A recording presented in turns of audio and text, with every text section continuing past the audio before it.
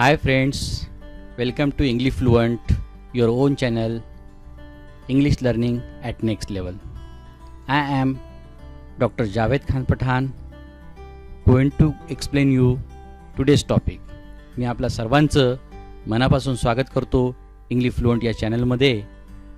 आणि सुरू करण्यापूर्वी आपणास विनंती करतो की चॅनलला जर आपण सबस्क्राईब केलं नसेल तर सबस्क्राईब करा आणि बेल आयकॉनवर क्लिक करा येणाऱ्या नवीन नोटिफिकेशनसाठी. चला तर मग आज सुरू करूया आपला नवीन टॉपिक.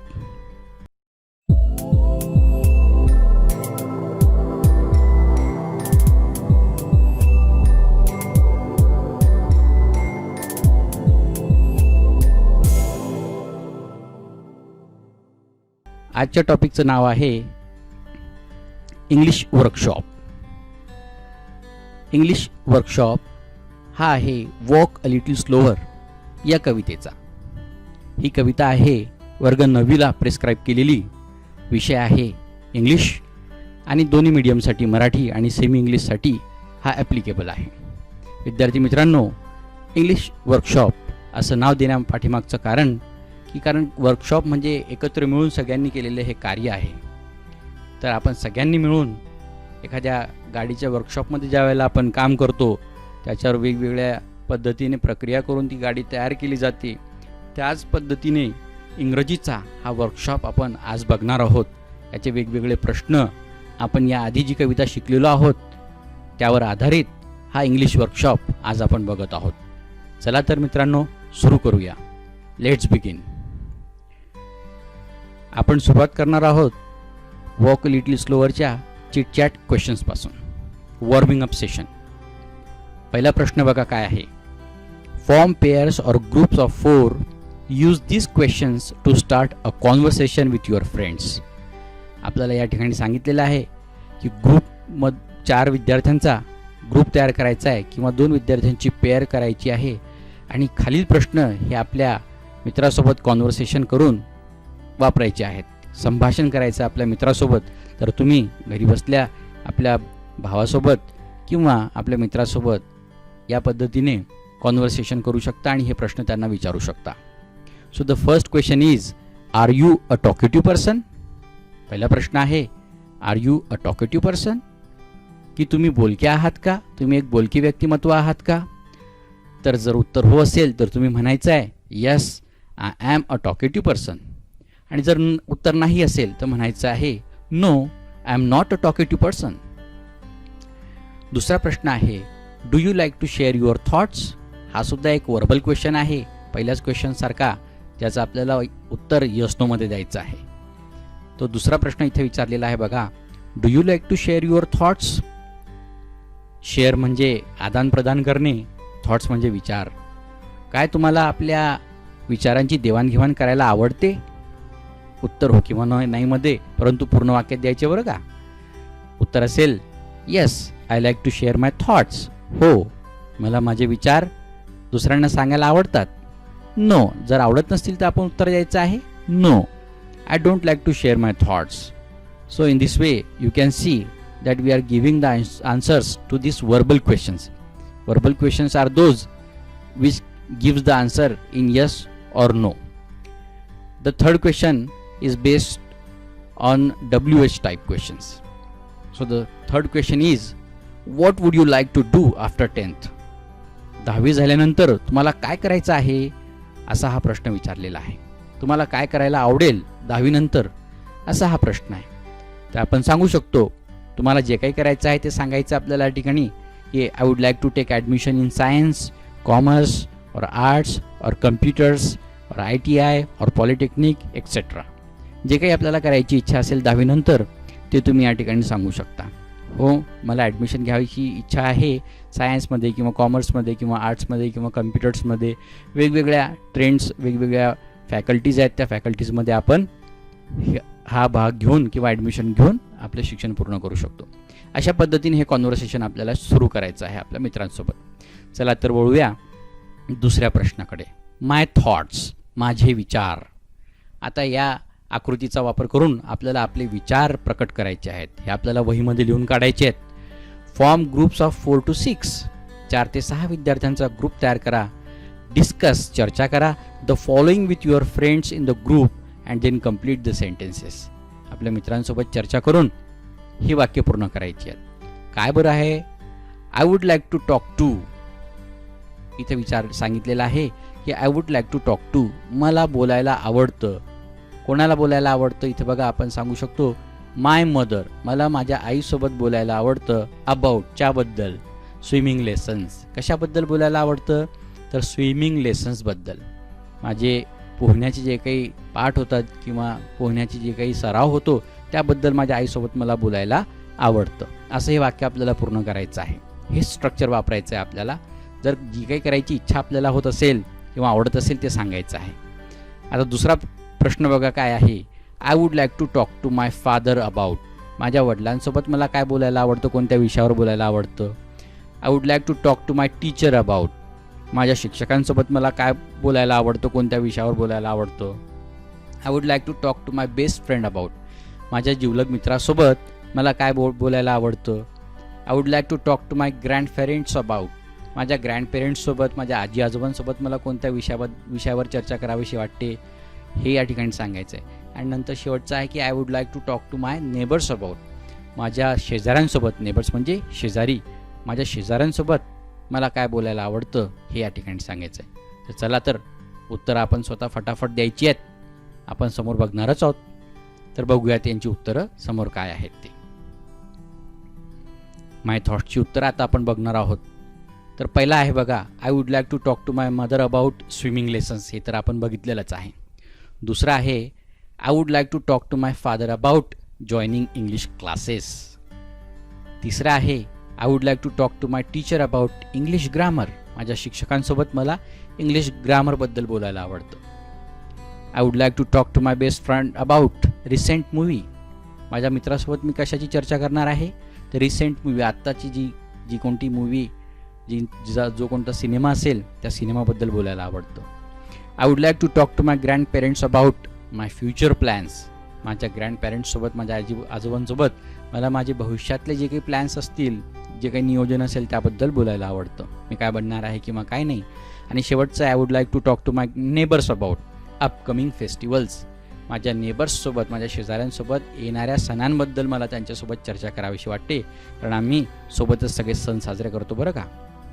चला तर समोरचा तिसरा प्रश्न बघूयात आपण काय आहे माय थॉट्समध्ये. बी दिलेला आहे माय थॉट्समध्ये, ज्यामध्ये सांगितलेलं आहे तुमच्या पुस्तकामध्ये I would like to learn to, आणि नंतर ब्लँक्स दिलेले आहेत बघा. Blank from my best friend. I would like to learn to blank from my grandmother. तर इथं शेवटचं आपल्याला सोडवून दाखवलेलं आहे आणि त्यानुसार आपल्याला हे बाकीच्या क्रिया करायच्या आहेत, हे रिकाम्या जागा भरायच्या आहेत. इथे बघा I would like to learn to play chess. मला शिकायला आवडेल काय? Play chess. चेस शिकायला आवडेल. कोणाकडून? From my cousin. माझ्या कझिनकडून, माझ्या भावांकडून, मला चुलत भावांकडून मला चेस खेळायला आवडेल, शिकायला आवडेल असं या ठिकाणी सांगितलेलं आहे. तर माझ्या बेस्ट फ्रेंडकडून मला काय शिकायला आवडेल? माझ्या ग्रँडमदरकडून काय शिकायला आवडेल? माझ्या शिक्षकांकडून काय शिकायला आवडेल? माझ्या शेजाऱ्यांकडून मला काय शिकायला आवडेल? हे सगळं आपल्याला या ठिकाणी सांगायचं.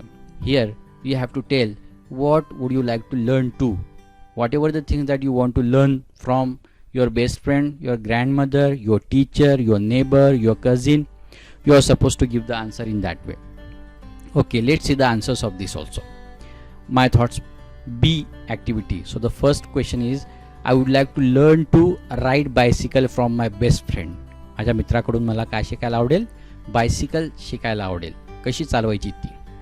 एक्झाम्पल्स म्हणून दिलेले आहेत. इथे तुम्ही स्वतःचे विचार या ठिकाणी टाकू शकता. वेगवेगळे जे काही तुम्हाला आवडत असेल ते सांगायचे.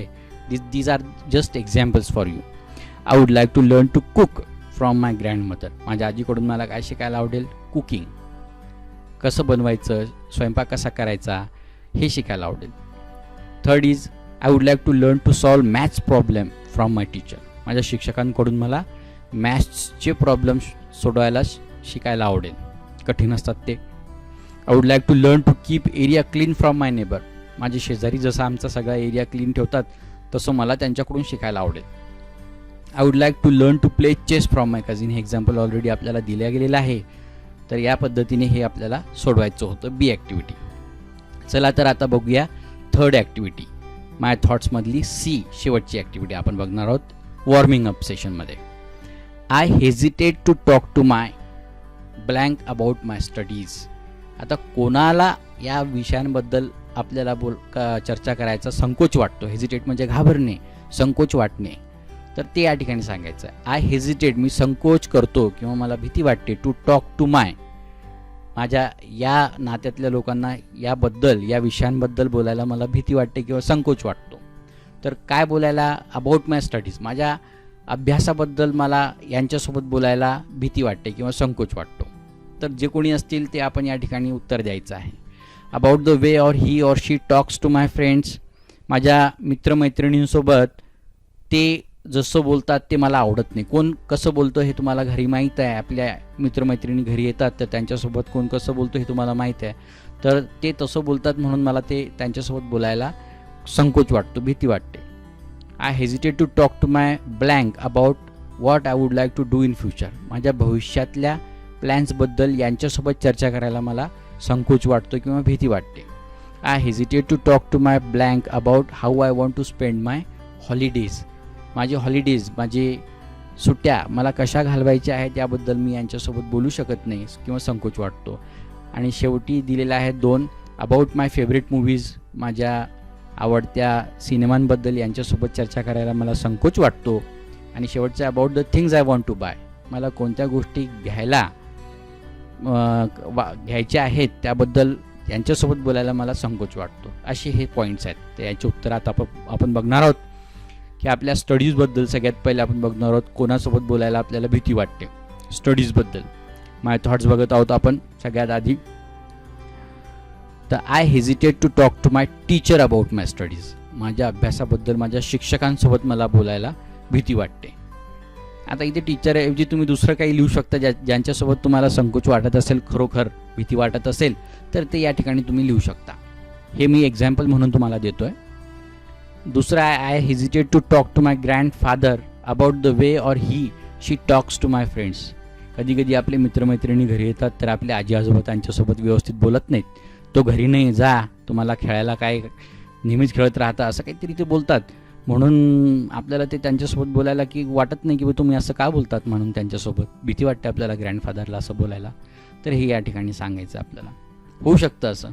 I hesitate to talk to my father about what I would like to do in future, माझ्या भविष्यातल्या प्लॅन्सबद्दल माझ्या बाबांसोबत बोलायला मला भीती वाटते. I hesitate to talk to my mother about how I want to spend my holidays. इथे मदरऐवजी तुम्ही दुसरं काही वापरू शकता, कोणतंही रिलेशन या ठिकाणी वापरू शकता. माझ्या सुट्ट्यांबद्दल मला माझ्या आईसोबत बोलायला, चर्चा करायला थोडंसं संकोच वाटतो कारण ती नाहीच म्हणून देईल तर. नंतर I hesitate to talk to my teacher about my favourite movies, माझ्या आवडत्या ज्या काही सिनेमा आहेत त्याबद्दल माझ्या शिक्षकांसोबत बोलायला मला थोडंसं संकोच वाटतो कारण शिक्षकांसोबत अशा चर्चा आपण करत नाही की माझा हा आवडता सिनेमा आहे वगैरे वगैरे, हे मित्रांसोबत आपण चर्चा करतो. नंतर I hesitate to talk to my father about the things I want to buy, काही वस्तू मला विकत घ्यायची असेल तर थोडंसं बाबांना सांगायला भीती वाटते की ते आणून देतील किंवा नाही. या पद्धतीने हे प्रश्न या ठिकाणी दिलेले होते. You are suppose to solve in all these questions in that way. I hesitate means that whatever the fear that you have to talk to the person about your studies and other things I have already explained in Marathi also, so you can solve these questions in that way also. So let's move towards the next section, margin questions. We will solve the margin questions also, they are also very important. I have given it in the explanation of walk a little slower earlier also, those questions. Now I am giving the answers to that. The first question is, what would happen if the child tried to walk fast, or why? And समोर एक दिलेला आपल्याला question समोर अजून why. What would happen if the child tried to walk fast? काय होईल जर मुलगा हा जोरात चालायला सुरुवात करेल, आणि जर असा चालेल तर असं का घडेल त्याच्यासोबत ते सांगायचं. The answer is, if the child tried to walk fast, he or she would fall down because his or her steps are so small as compared to father. It also means if the child does not understand the actions of his parents, it cannot become successful in its life. ते सांगितलेलं उत्तर काय आहे, जर मुलगा जोरात चालायला सुरुवात करेल तर तो पडेल. फॉल डाऊन म्हणजे खाली पडणे. Because his or fall down म्हणजे खाली पडणे. Because his her steps are so small, कारण त्याच्या स्टेप्स या जी पावलं ही छोटी छोटी आहे. आपल्या बाबांपेक्षा कम्पेअर म्हणजे तुलना केली बाबांसोबत तर ती छोटी छोटी पावलं आहेत, त्यांच्यासोबत तो मॅच करायला गेला तर तो खाली पडेल. म्हणून हे घडवू शकतं. आणि याचा हा झाला सरफेस मिनिंग. परंतु डीपर लेवल मिनिंग काय आहे, it also means if the child does not understand the actions. आई बाबा जोरात पळतायत, बाबा समोर जोरात पळतायत म्हणजे त्यांची ॲक्शन्स वगैरे ज्या काही आहेत त्या मुलाला समजत नाही आहे. That's why it cannot become successful in its life. त्याच्या जीवनामध्ये तो सक्सेसफुल होणार नाही असं या ठिकाणी म्हटलेलं आहे. दुसरा क्वेश्चन आहे, does the word walk refer only to the act of walking. Walk हा शब्द फक्त वॉकिंगशी संबंधित आलेला आहे किंवा इतर काही पोएटला वेगळं सांगायचं आहे. What does the poet actually mean to say. कवीला याच्यातून काय सांगायचं आहे, तर याचं उत्तर दिलेलं आहे बघा. No, the word walk does not refer only to the act of walking. By using word walk, the poet actually means the behavior of father or elders. The father should share his feelings and make the children learn the new ways of living a successful life. याचं Marathi meaning तुम्हाला सांगून देतो. No, the word walk does not refer only to the act of walking. Walk हा शब्द वॉकिंगशी संबंधितच वापरलेला आहे असं नाही आहे. By using word walk the poet actually means, इथं कवीला सांगायचं आहे the behaviour of father. Walk म्हणजे बाबांचं बिहेवियर, वागणूक, ऑफ फादर ऑर एल्डर्स किंवा मोठ्यांची वागणूक.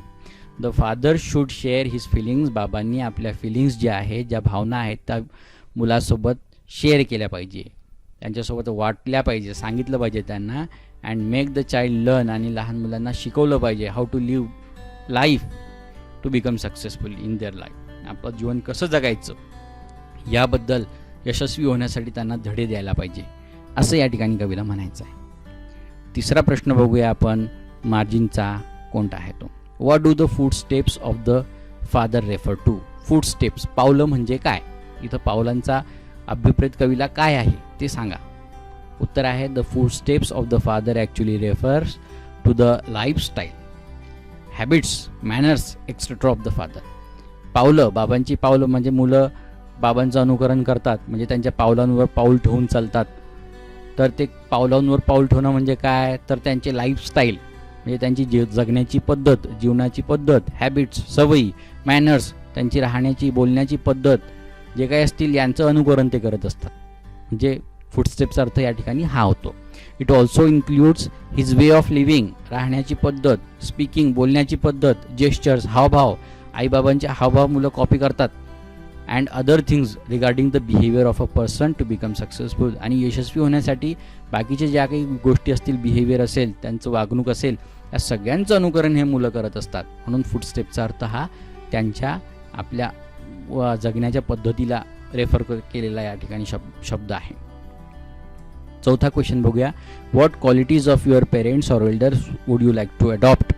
आपल्या आईवडिलांचे कोणते गुण तुम्हाला अडॉप्ट स्वीकारावेसे वाटतील, आत्मसात करावेसे वाटतील, तर ते आहेत ऑनेस्टी, प्रामाणिकपणा, हार्डवर्किंग, कष्टाळू, मेहनत घेणारे, मोरॅलिटी, त्यांचं नैतिक जीवन कसं आहे, नैतिकता त्यांच्यामध्ये आहे का, रायचसनेस, त्याचा योग्यपणा, वागणुकीतला योग्यपणा किंवा सत्यावर चालणे, लविंग, प्रेमळ, केअरिंग, काळजीवाहू.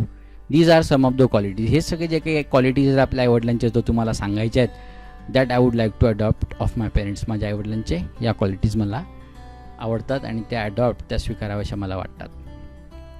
मार्जिन क्वेश्चन्स या ठिकाणी संपत आहेत. तर आता आपण नेक्स्ट बघणार आहोत इंग्लिश वर्कशॉप.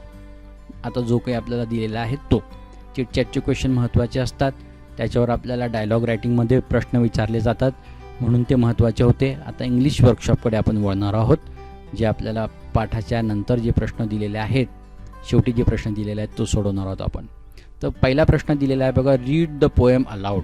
सगळ्यात पहिले काय करायचं तुम्हाला, आपण पहिल्या व्हिडिओमध्ये वॉक लिटिल स्लोवर वाचन घेतलेलं आहे, तर त्या पद्धतीने ते ऐकायचं आहे आणि ही पोएम ही तुम्ही आपल्या आवाजामध्ये, मोठ्या आवाजामध्ये ही वाचून दाखवायची आहेत. याचे प्रोनन्सिएशन्स, जे काही उच्चार असतील ते आपण व्यवस्थित बोललं पाहिजे. आणि मोठ्यात बोलायचं, मनातल्या मनात वाचायचं नाही आहे. दुसऱ्या प्रश्नाकडे, हे तर तुम्ही करू शकता. आता दुसरा प्रश्न बघूया. Put the words given in brackets in the proper blanks. जे काही शब्द आहेत हे आपल्याला व्यवस्थित ब्लँक्समध्ये टाकायचे आहेत. तर याचं उत्तर मी डायरेक्टली देतो तुम्हाला, तुम्ही ते बघून घ्याल. द ब्लँक दिलेली होती, the blank is talking to its blank. कोण कोणासोबत बोलत आहे, त्याचं उत्तर आपण या ठिकाणी डायरेक्ट दिलेलं आहे. कवितेमध्ये कोण कोणासोबत बोलत आहे? The child is talking to its father. मुलगा हा आपल्या बाबांसोबत बोलत आहे. दुसरा प्रश्न आहे, the father is leading and the child is following.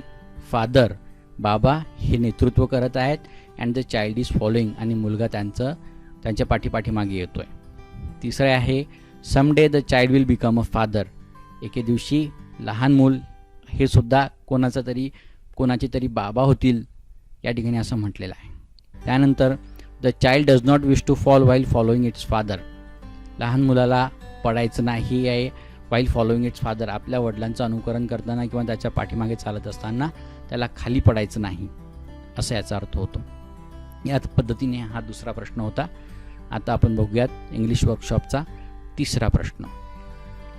Find and write pairs of rhyming words from the poem. Rhyming words तुम्हाला या ठिकाणी कोणते असतील, रायमिंग पेअर्स ज्या आहेत त्या शोधायच्या. रायमिंग पेअर्स, पेअर म्हणजे दोघांची जोडी बरं का. तर ही जोडी तुम्हाला शोधून काढायची आहे. Words that appear at the end of the line. आणि हे रायमिंग वर्ड्स कुठे असतात? प्रत्येक ओळीतला हा शेवटचा शब्द बघायचा आणि त्यानुसार ते बघायचे, शोधायचे. बघूयात आपण पोएममध्ये कोणकोणते आलेले आहेत बघा. पहिलं कडवं, पहिल्या कडव्यापासून सुरुवात करायची. भरपूर मुलं काय करतात की शेवटच्या कडव्याकडे बघतात किंवा मधल्या कडव्यामध्ये बघतात आणि कुठलेही शब्द लिहून काढतात. तर कधी रायमिंग पेअर शोधत असताना आपण सुरुवातीपासून पहिल्या कडव्याकडे बघायचं आणि त्याच्यातला सगळ्यात शेवटचा शब्द प्रत्येक ओळीतला बघायचा, कोणत्या कोणासोबत हा राईम करतोय तो, म्हणजे त्यांचा साऊंड कोणता आपल्याला सेम वाटतोय तो या ठिकाणी सांगायचा असतो. पहिल्या ओळीमध्ये सगळ्यात शेवटचा शब्द आहे बघा डॅडी. तो दुसऱ्या ओळीसोबत होतो का? स्मॉल. नाही, डॅडी आणि स्मॉल सारखे वाटत नाहीत. स्मॉल डॅडी किंवा फुटस्टेप्स वाटतात का? नाही. डॅडी किंवा फॉल वाटतात का? नाही. दुसरी ओळ बघूया. स्मॉल आणि फुटस्टेप्स वाटतात का? नाही. स्मॉल आणि फॉल वाटतो का? हो, हे दोन्ही होतात. म्हणजे ही झाली रायमिंग पेअर. स्मॉल आणि फॉल हे झाले रायमिंग पेअर या कडव्यामधले. दुसऱ्या कडव्यामध्ये तसंच शोधायचं आहे. फास्ट, सी, डॅडी, मी. तर याच्यातलं कोणता राईम होतोय, कोणती पेअर बनते? सी आणि मी. असं बाकीचे सुद्धा कडव्यांमध्ये आपल्याला बघायचं आहे. तर उत्तर याचे होतात बघा. पहिल्या कडव्यातलं आहे स्मॉल फॉल, दुसऱ्या कडव्यातलं आहे सी मी, तिसऱ्या कडव्यातलं आहे बी मी आणि चौथ्या कडव्यातलं आहे ट्रू यू. प्रत्येक कडव्यातली दुसरी आणि चौथी ओळ ही एकमेकांना राईम होते आहे. या ठिकाणी तुम्ही बघू शकाल. अशा पद्धतीने हे रायमिंग वर्ड्स तुम्हाला लिहायचे होते. Okay, let's move towards the next question. Third question. The meanings of the words in the following pairs show that they are related. खाली काही शब्द दिलेले आहेत ते एकमेकांसोबत रिलेटेड आहेत, रिलेशन आहे, त्यांचं काहीतरी नातं या ठिकाणी आपल्याला दिसत आहे. तर बाकीच्या शब्दांचे find 5 more pairs of related words. अशाच आपल्याला 5 पेअर्स शोधायच्या आहेत एकमेकांसोबतच्या जोडलेल्या. जसं डॅडी किंवा फादर यांची जोडी आहे चाइल्ड, म्हणजे डॅडी फादर चाइल्ड सोबत एक्झाम्पल दिलेलं आहे आपल्याला. फॉलो म्हणजे पाठीमागे जाणे, लीड म्हणजे नेतृत्व करणं. दोघांचा एक अर्थ एकमेकांना थोडासा रिलेटेड आहे. त्याच पद्धतीने टीचरचं कोणासोबत होईल बरं? टीचरचं नातं कोणासोबत? बरोबर, स्टुडंट सोबत. डॉक्टर म्हटलं कोण आला तर कोण? तर पेशंट. गिव म्हणजे देणे, तसंच त्याच्या विरुद्धात येईल टेक. अशा अजून आपल्याला वेगवेगळ्या 5 पेअर्स शोधायच्या आहेत. तर तुम्ही त्या शोधू शकतात. उदाहरण आपण या ठिकाणी घेतलेलंच आहे बघा. टीचरचं स्टुडंट, डॉक्टरचं पेशंट, गिवचं take, day, night, come, go, enter, exit, chalk, board et cetera. अशी हा तिसरा प्रश्न आहे. चला तर बघूया चौथा प्रश्न, इंग्लिश वर्कशॉपमधला चौथा प्रश्न. The child in the poem requests his father to walk slower. Here, the poet implies that the child wants to understand his father's actions better. The child would like to act the same way, but wants the father to be more understanding towards the child's needs. What is implied in the following lines? अर्थ बघून घ्या आपण. The child in the poem request his father to walk slower. कवितेतला मुलगा आपल्या वडिलांना विनंती करतोय की थोडं हळू चला.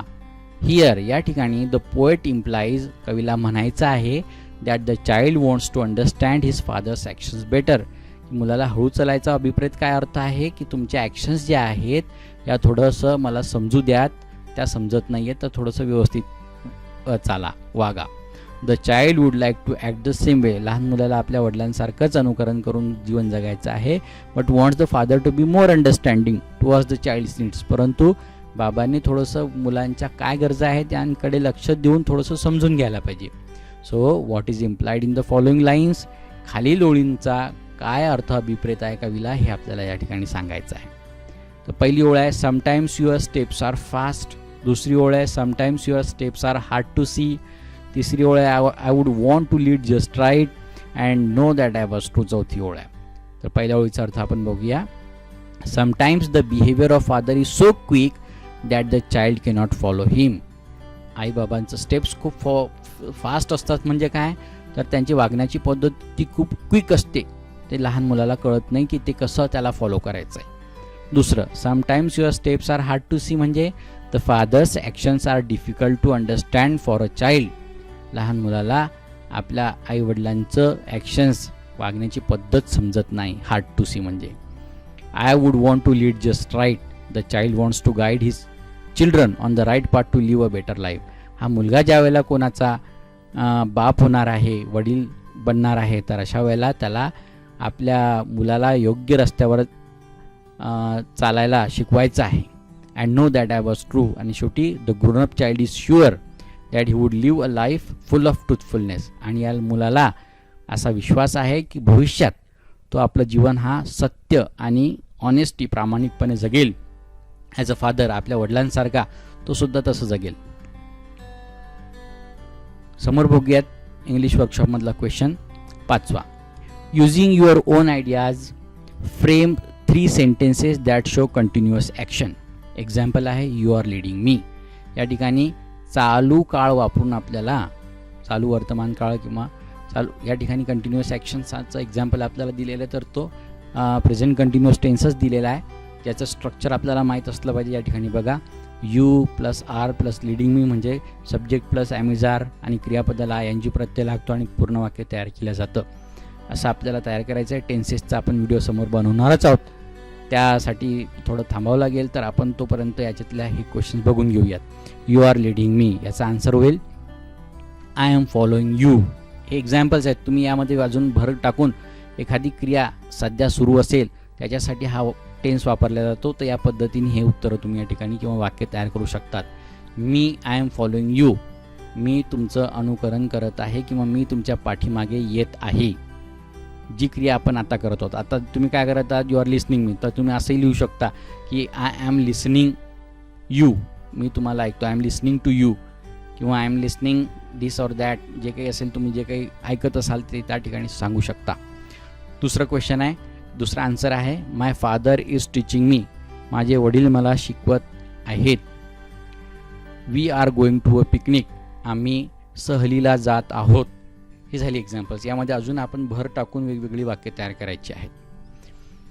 6वा क्वेश्चन्स बघूया आपण.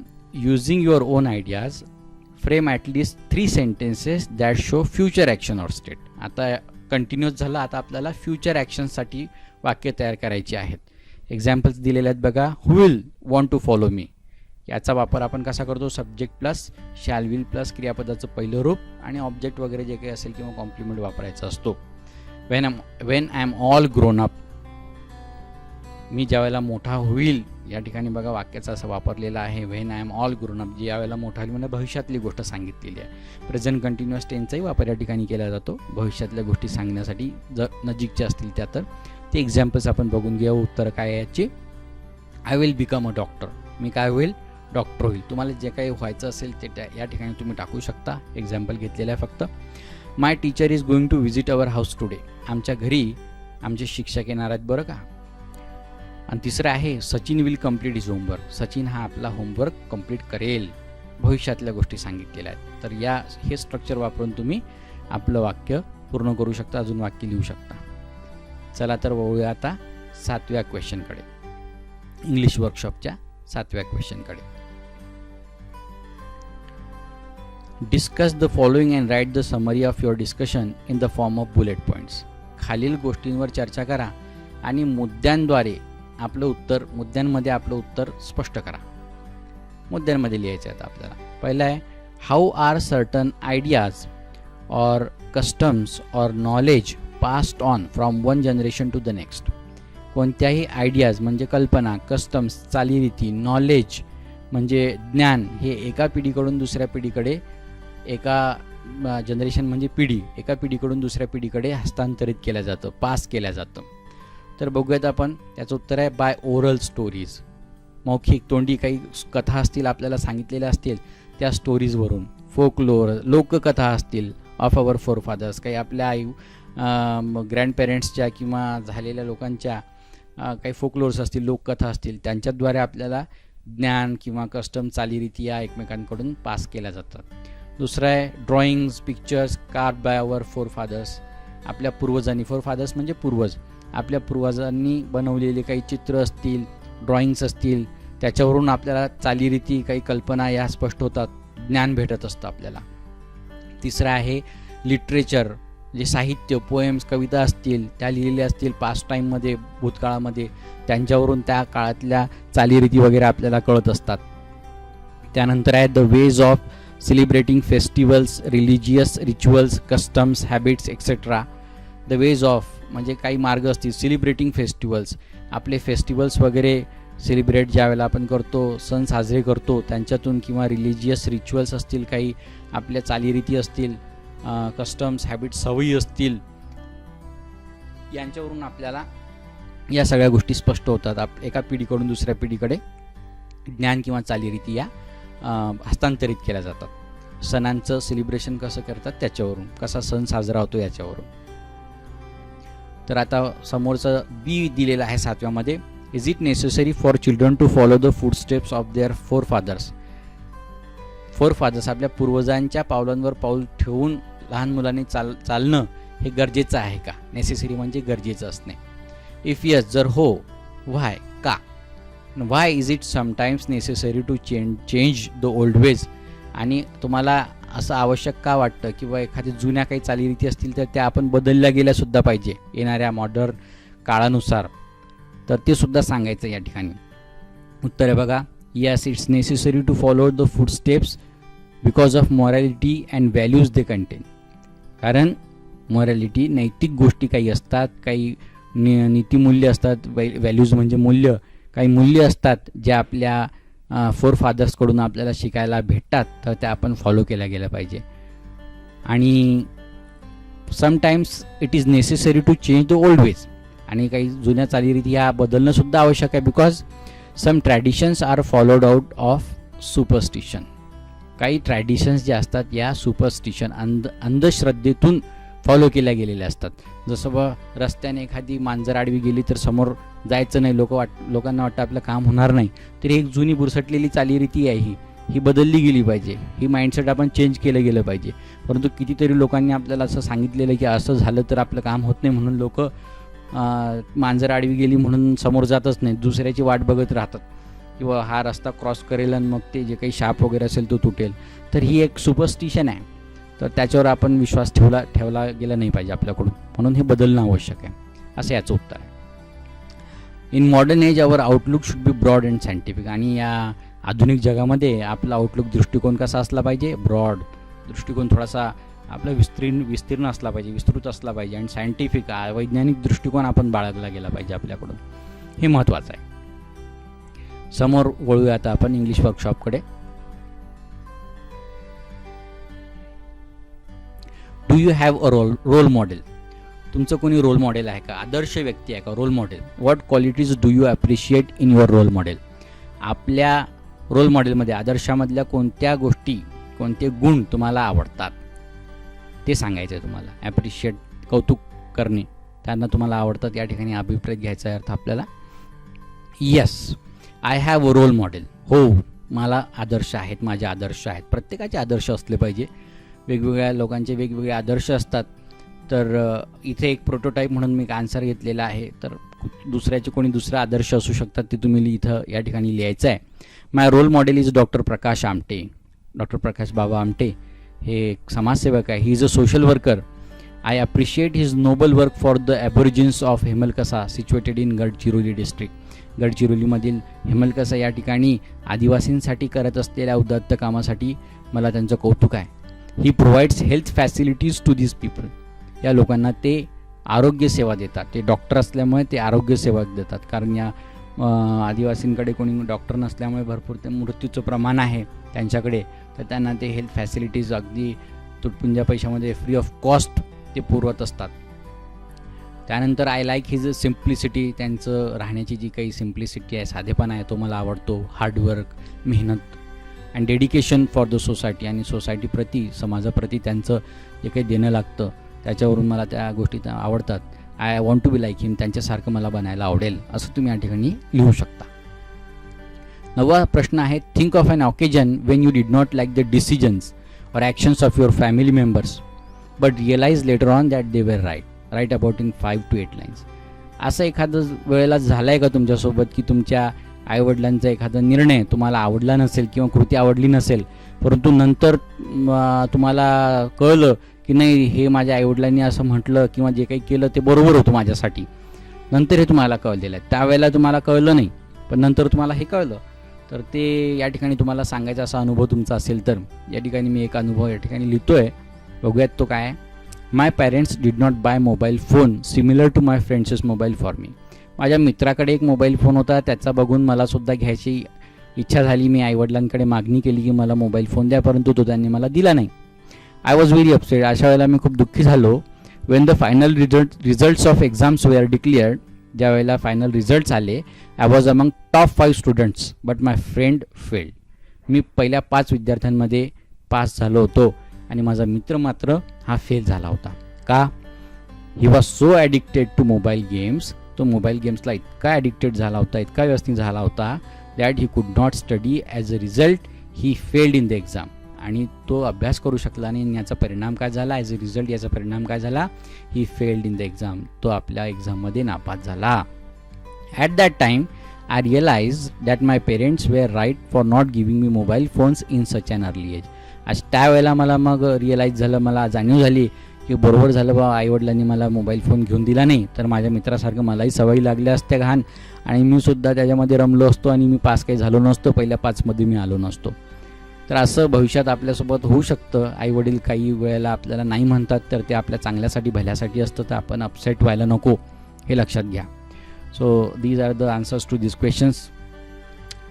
The last question may be we are going to see here English workshop. Within 2 minutes, 2 मिनिटाच्या वेळेमध्ये आपल्याला write as many phrases of sentence as you can using a little. A little थोडंसं प्रश्न वापरलेला आहे ना, वॉक अ लिटिल स्लोवर. तर अ little थोडंसं ही फ्रेज वापरून, हा शब्द वापरून आपल्याला वेगवेगळे शब्द तयार करायचे आहेत 5. अ लिटिल लेटर थोडंसं नंतर. अ लिटिल हायर थोडंसं वरती. A little to the left थोडंसं डाव्या बाजूला. जस्ट अ लिटिल थोडंसं. वेट अ लिटिल लॉंगर थोडं थांबा. आपण बोलतो ना असं, तर हे लिटिलचा वापर करून असं आपल्याला करायचं आहे. तर बघा याचं काय होतं आन्सर. अ लिटिल व्हाईल थोड्या वेळानंतर. अ लिटिल एक्स्ट्रा टाईम थोडासा जास्त वेळ द्या मला. अ लिटिल कन्फ्युजन थोडंसं कन्फ्युजन झालं मला, म्हणजे समजलं नाही. You have to be a little confident थोडंसं तुला कॉन्फिडंट, आत्मविश्वासू होणं गरजेचं आहे असं आपण म्हणतो ना. आय वॉन्ट लिटिल शुगर मला थोडीशी साखर द्यावा. असं या ठिकाणी वेगवेगळ्या पद्धतीने आपण लिटिलचा वापर या ठिकाणी करू शकतो. तर तो तुम्ही करायचा आहे. अजून काही फ्रेजेस लिहून घ्या. ही उत्तरं तुम्हाला दिलेलीच आहेत. आपल्या मनातली उत्तरंसुद्धा आपल्याला लिहिता आली पाहिजे. तर ते नक्की तुम्ही लिहा. तर या ठिकाणी आता आपण थांबूया. Thank you for watching our channel English fluent. If you like our channel, this description, so please don't forget to subscribe and share our channel and hit the bell icon to get the latest notification for the upcoming videos. So I am very thankful. Thank you.